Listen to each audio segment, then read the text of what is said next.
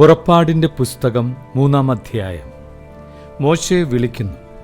മോശ തൻ്റെ അമ്മായിയപ്പനും മിദ്യാനിലെ പുരോഹിതനുമായ ജത്രോയുടെ ആടുകളെ മേയിച്ചു കഴിയുകയായിരുന്നു. അവൻ മരുഭൂമിയുടെ മറുഭാഗത്തേക്ക് ആടുകളെ നയിക്കവേ ദൈവത്തിൻ്റെ മലയായ ഹോറബിൽ എത്തിച്ചേർന്നു. അവിടെ ഒരു മുൾപടർപ്പിൻ്റെ മധ്യത്തിൽ നിന്ന് ജ്വലിച്ചുയർന്ന അഗ്നിയിൽ കർത്താവിൻ്റെ ദൂതൻ അവന് പ്രത്യക്ഷപ്പെട്ടു. അവൻ ഉറ്റുനോക്കി. മുൾപടർപ്പ് കത്തിജ്വലിക്കുകയായിരുന്നു, എങ്കിലും അത് എരിഞ്ഞു ചാമ്പലായില്ല.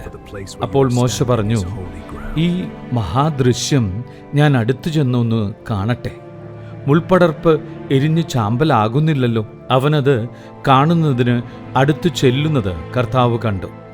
മുൾപടർപ്പിൻ്റെ മധ്യത്തിൽ നിന്ന് ദൈവം അവനെ വിളിച്ചു, മോശ, മോശേ.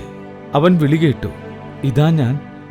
അവിടുന്ന് അരുളി ചെയ്തു, അടുത്തു വരരുത്, നിന്റെ ചെരുപ്പ് അഴിച്ചു മാറ്റുക, എന്തുകൊണ്ടെന്നാൽ നീ നിൽക്കുന്ന സ്ഥലം പരിശുദ്ധമാണ്. അവിടുന്ന് തുടർന്നു, ഞാൻ നിന്റെ പിതാക്കന്മാരുടെ ദൈവമാണ്, അബ്രാഹത്തിൻ്റെയും ഇസഹാക്കിൻ്റെയും യാക്കോബിൻ്റെയും ദൈവം. മോശ മുഖം മറച്ചു. ദൈവത്തിൻ്റെ നേരെ നോക്കുവാൻ അവന് ഭയമായിരുന്നു. കർത്താവ് വീണ്ടും അരുളി ചെയ്തു, ഈജിപ്തിലുള്ള എൻ്റെ ജനത്തിൻ്റെ ക്ലേശങ്ങൾ ഞാൻ കണ്ടു. മേൽനോട്ടക്കാരുടെ ക്രൂരത കാരണം അവരിൽ നിന്ന് ഉയർന്നു വരുന്ന രോദനം ഞാൻ കേട്ടു. അവരുടെ യാതനകൾ ഞാൻ അറിയുന്നു. ഈജിപ്തുകാരുടെ കയ്യിൽ നിന്ന് അവരെ മോചിപ്പിക്കാനും അവിടെ നിന്ന് ക്ഷേമകരവും വിസ്തൃതവും തേനും പാലും ഒഴുകുന്നതുമായ ഒരു ദേശത്തേക്ക് കാനാന്യർ, ഹിത്യർ, അമോര്യർ, പെരീസ്യർ, ഹിവ്യർ, ജബൂസ്യർ എന്നിവർ അധിവസിക്കുന്ന സ്ഥലത്തേക്ക് അവരെ നയിക്കാനുമാണ് ഞാൻ ഇറങ്ങി വന്നിരിക്കുന്നത്. ഇതാ, ഇസ്രായേൽ മക്കളുടെ നിലവിളി എൻ്റെ അടുത്തെത്തിയിരിക്കുന്നു. ഈജിപ്തുകാർ അവരെ എപ്രകാരം മർദ്ദിക്കുന്നുവെന്ന് ഞാൻ കണ്ടു. ആകയാൽ വരൂ, ഞാൻ നിന്നെ ഫറവോയുടെ അടുക്കലേക്ക് അയക്കാം. നീ എൻ്റെ ജനമായ ഇസ്രായേൽ മക്കളെ ഈജിപ്തിൽ നിന്ന് പുറത്തു കൊണ്ടുവരണം. മോശ ദൈവത്തോട് പറഞ്ഞു, ഫറവോയുടെ അടുക്കൽ പോകാനും ഇസ്രായേൽ മക്കളെ ഈജിപ്തിൽ നിന്ന് പുറത്തു കൊണ്ടുവരാനും ഞാൻ ആരാണ്? അവിടുന്ന് അരുളി ചെയ്തു, ഞാൻ നിന്നോടുകൂടെ ഉണ്ടായിരിക്കും. ഞാനാണ് നിന്നെ അയക്കുന്നത് എന്നതിന് ഇതായിരിക്കും അടയാളം. നീ ജനത്തെ ഈജിപ്തിൽ നിന്ന് പുറത്തു കൊണ്ടുവന്ന് കഴിയുമ്പോൾ ഈ മലയിൽ നിങ്ങൾ ദൈവത്തെ ആരാധിക്കും. മോശ ദൈവത്തോട് പറഞ്ഞു, ഇതാ, ഞാൻ ഇസ്രായേൽ മക്കളുടെ അടുക്കൽ പോയി നിങ്ങളുടെ പിതാക്കന്മാരുടെ ദൈവം എന്നെ നിങ്ങളുടെ അടുക്കലേക്ക് അയച്ചിരിക്കുന്നു എന്ന് പറയാം. എന്നാൽ അവിടുത്തെ പേരെന്തെന്ന് ചോദിച്ചാൽ ഞാൻ എന്തു പറയണം? ദൈവം മോശയോട് അരുളി ചെയ്തു, ഞാൻ തന്നെ.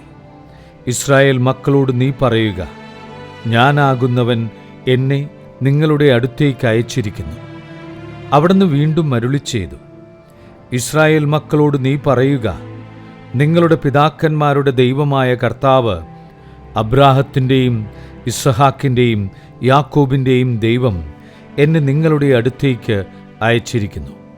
ഇതാണ് എന്നേക്കും എൻ്റെ നാമധേയം. അങ്ങനെ സർവ്വപുരുഷാന്തരങ്ങളിലൂടെയും ഈ നാമധേയത്താൽ ഞാൻ അനുസ്മരിക്കപ്പെടണം. നീ പോയി ഇസ്രായേൽ ശ്രേഷ്ഠന്മാരെ വിളിച്ചുകൂട്ടി പറയുക, നിങ്ങളുടെ പിതാക്കന്മാരുടെ ദൈവമായ കർത്താവ്, അബ്രാഹത്തിൻ്റെയും ഇസഹാക്കിൻ്റെയും യാക്കോബിൻ്റെയും ദൈവം പ്രത്യക്ഷപ്പെട്ട് എന്നോട് അരുളി ചെയ്തു, ഞാൻ നിങ്ങളെ സന്ദർശിക്കുകയും ഈജിപ്തുകാർ നിങ്ങളോട് പ്രവർത്തിക്കുന്നത് കാണുകയും ചെയ്തിരിക്കുന്നു. നിങ്ങളെ ഈജിപ്തിലെ കഷ്ടതകളിൽ നിന്ന് മോചിപ്പിച്ച് കാനാന്യർ, ഹിത്യർ, അമോര്യർ, പെരീസ്യർ, ഹിവ്യർ, ജബൂസ്യർ എന്നിവരുടെ നാട്ടിലേക്ക്, തേനും പാലുമൊഴുകുന്ന ദേശത്തേക്ക് കൊണ്ടുപോകാൻ ഞാൻ നിശ്ചയിച്ചിരിക്കുന്നു. നീ പറയുന്നത് അവർ അനുസരിക്കും. ഇസ്രായേൽ ശ്രേഷ്ഠന്മാരോടൊന്നിച്ച് നീ ഈജിപ്തിലെ രാജാവിൻ്റെ അടുക്കൽ ചെന്ന് പറയണം, ഹെബ്രായരുടെ ദൈവമായ കർത്താവ് ഞങ്ങളെ സന്ദർശിച്ചിരിക്കുന്നു.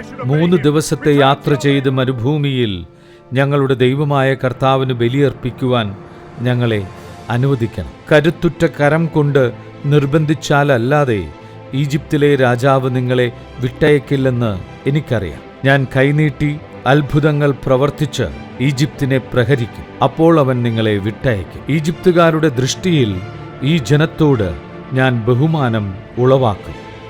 അങ്ങനെ നിങ്ങൾ പുറപ്പെടുമ്പോൾ ഒന്നുമില്ലാത്തവരായി പോകേണ്ടി വരില്ല. ഓരോ സ്ത്രീയും തൻ്റെ അയൽക്കാരിയോടും തൻ്റെ വീട്ടിൽ അതിഥിയായി പാർക്കുന്നവരോടും സ്വർണവും വെള്ളിയും കൊണ്ടുള്ള ആഭരണങ്ങളും വസ്ത്രങ്ങളും ചോദിച്ചു വാങ്ങും. അവ നിങ്ങളുടെ പുത്രീപുത്രന്മാരെ അണിയിക്കണം. അങ്ങനെ നിങ്ങൾ ഈജിപ്തുകാരെ കൊള്ളയടിക്കണം.